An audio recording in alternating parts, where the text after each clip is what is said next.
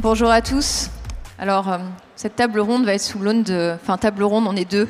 Ce duo va être sous l'aune de l'impréparation et de l'improvisation.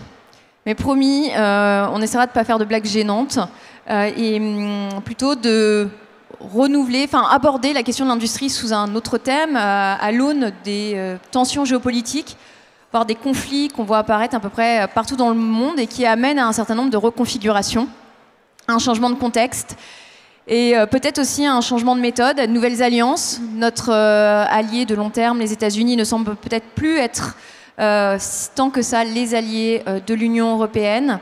On doit réapprendre à travailler ensemble en tant qu'Européens, peut-être à repenser un projet commun.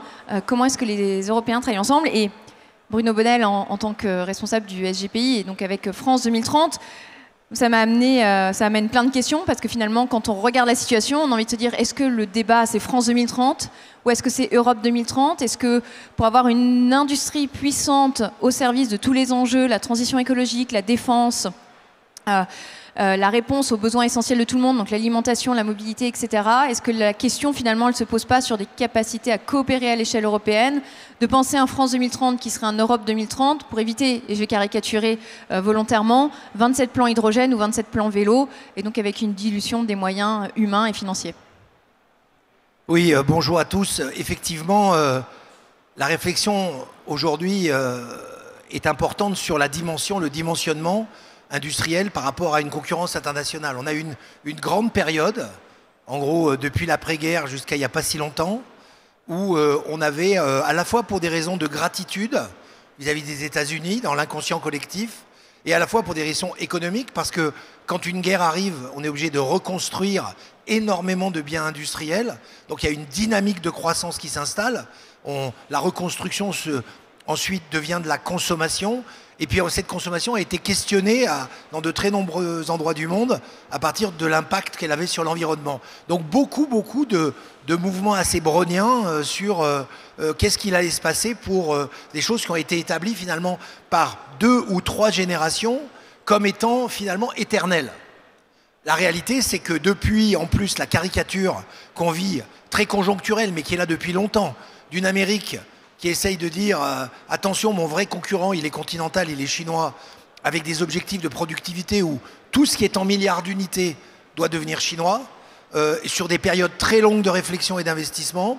Donc une Amérique qui se rétracte vers mais on est un grand pays et on va le prouver, et une Europe qui reste assez fragmentée dans ses décisions et des politiques qui divergent. C'est ce qu'on a constaté dans les dernières élections, avec certains pays qui restent accrochés, par exemple, à l'antinucléaire, et d'autres qui disent, au contraire, il faut aller, comme nous, à fond dans le nucléaire, parce que c'est une sortie de la décarbonation.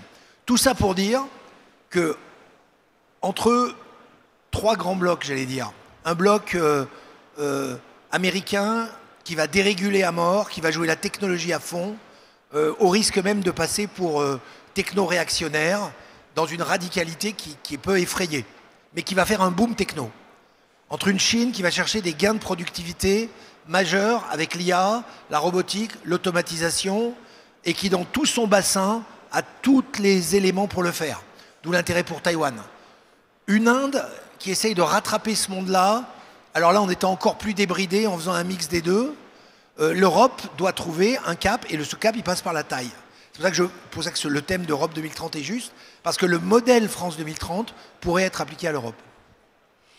Et oui, il y a quelque chose qui me frappe là, ces dernières semaines. On a beaucoup entendu parler du Clean Industrial Deal à l'échelle européenne. Il y a une vraie fronde à l'échelle française, et on en entend aussi parler dans d'autres pays européens, même si les situations industrielles sont très très différentes quand on regarde ce qui se passe en Allemagne, en Italie, en Europe de l'Est ou en France.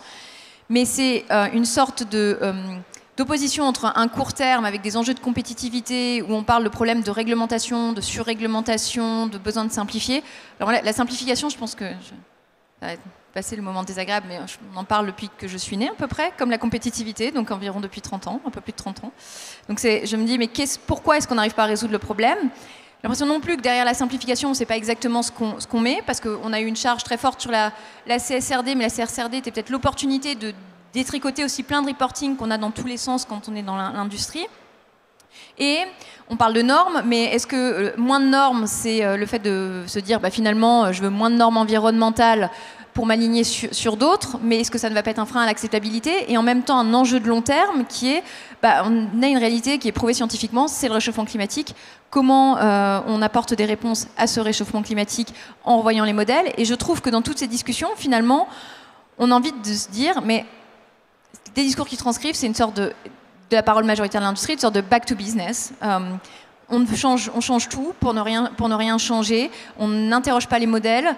On voit qu'il y a des choses qui viennent sur l'économie circulaire, mais en même temps, on n'arrive pas à monter les filières. Donc, on se retrouve avec la production de batteries sur le territoire européen qui peine à émerger pour plein de questions de coûts.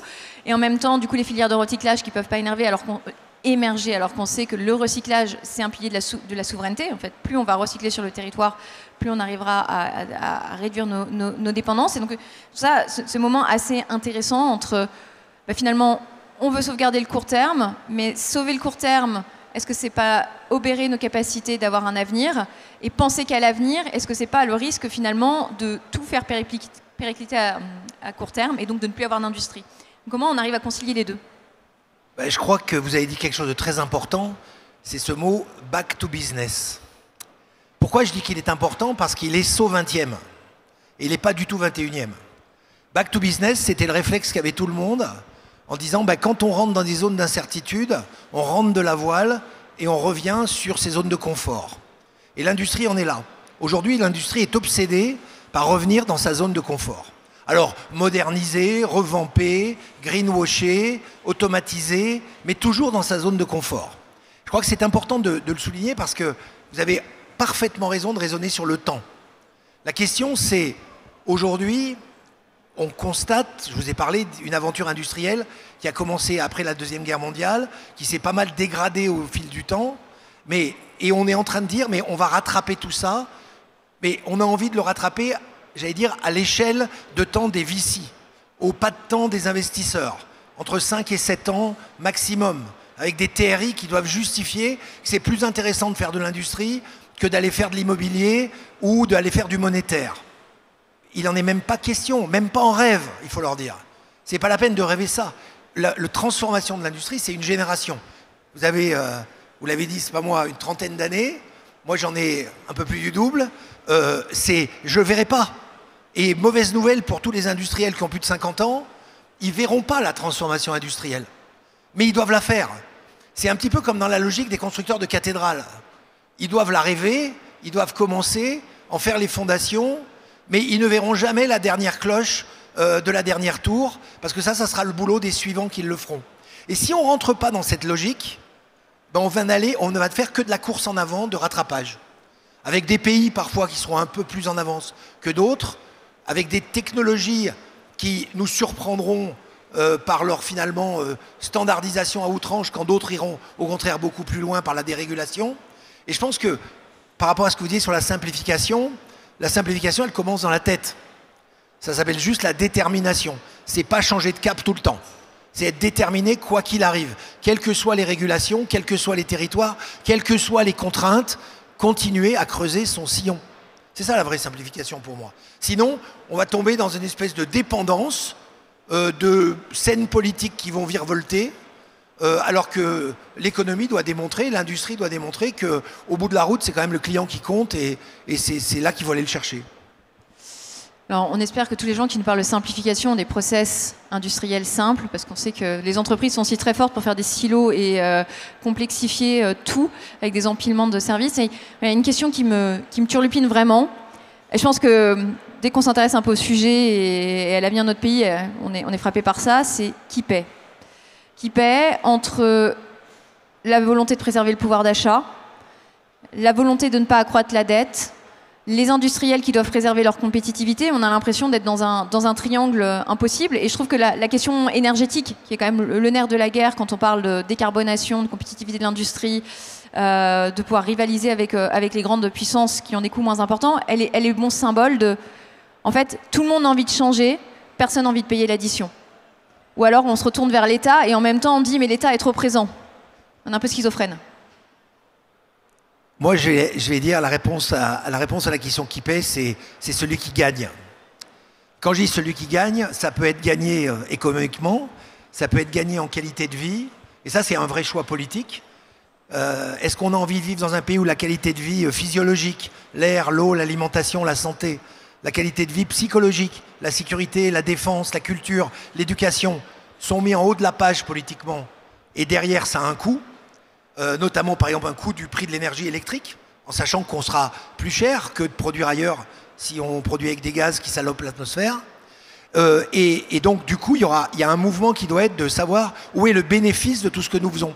Parce qu'à force d'anticiper sur des modèles anciens un prix de l'énergie qui va être trop cher de toute façon pour que on électrifie les entreprises, à force d'anticiper le fait que ça va être trop cher d'embaucher plus dans la recherche parce que finalement on n'est pas sûr de quand ils vont trouver, au bout de la route c'est la qualité de vie qu'on dégrade. Donc la question qui paie, c'est peut-être là qu'est le vrai changement de modèle, c'est est-ce qu'on met un S au mot valeur ?